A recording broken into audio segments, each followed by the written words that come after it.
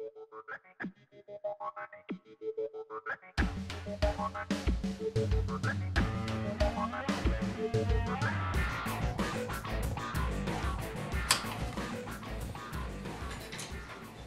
going to demonstrate a LaRousse recipe of a French garlic soup, and there's a lot of people, say, in our area that may not exactly have the palate to appreciate something like that, so we're going to turn that into a sauce that you can add really whatever you want and make multiple different things out of it. It's really a great base. So what we start off with is just pureed roasted garlic,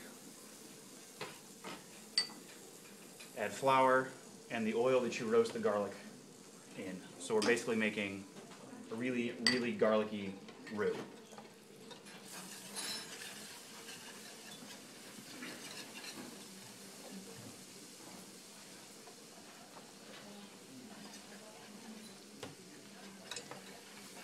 You say that recipe's out of the LaRousse? Mm-hmm. Is La Familia, I believe it is. It's his family-style cookbook. And to that, all we add is a little bit of light vegetable stock.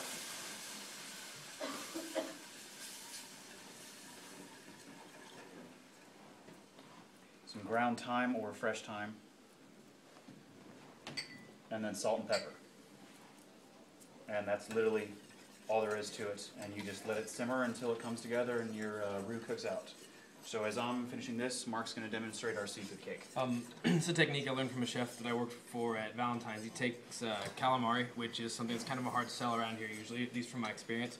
But you take the, I've got some calamari steak here. I've got some leftover smoked salmon. You can do a smoked salmon pasta, you can do a smoked salmon on a steak or in a sauce or something like that, but a little less salmon in here with the calamari. You can kind of stretch it, use a little bit of both products. And then I have my seasoning blend, which is a little bit of Old Bay, chives, a little honey, and lemon juice. And also a little bit of salt and pepper and cayenne. And then a little bit of breadcrumbs into it. And the calamari acts as kind of the body and the binding agent of these cakes. So, into the food processor.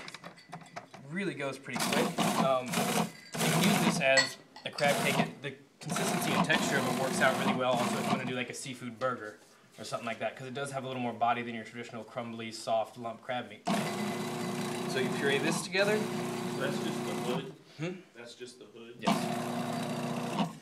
Puree this. It also works really well for raviolis for a seafood base for that, because you can get a lot of that seafood flavor without having to use a bunch of different types of meats.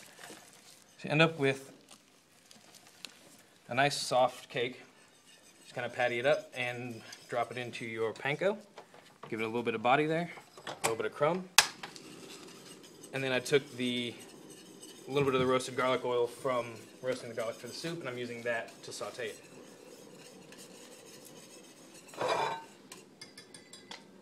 Now when your French garlic soup is done, to this we have added some dill, heavy cream, and a little bit of lemon juice, and turn this into a garlic lemon dill sauce that goes great with fish or chicken. Could also be a great pasta sauce for the ravioli.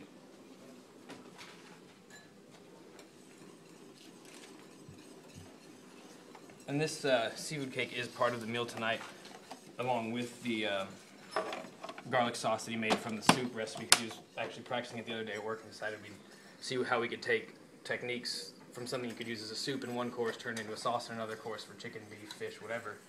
As well as the other course is the cranberry stuffing with wild rice, with some things to take from your traditional Thanksgiving dinner. You may have some things that you can put together to make a stuffing, sort of a savory bread pudding is more what it's like.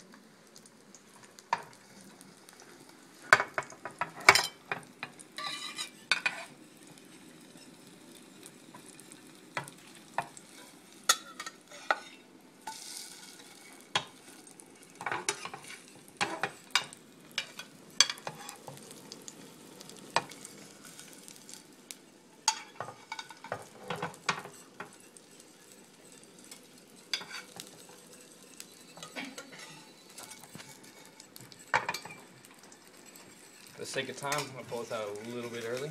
Got a nice little brown on it though. And as an appetizer, 1 or 2 small crab cakes with a little bit of the sauce as an entree for seafood entree. Make a large patty, do it with a burger, a little bit of avocado and some of the garlic sauce as well. Just something a little bit different than your traditional lump crab meat. This and has seafood. been If You Can Cook, simple threads to gourmet spreads.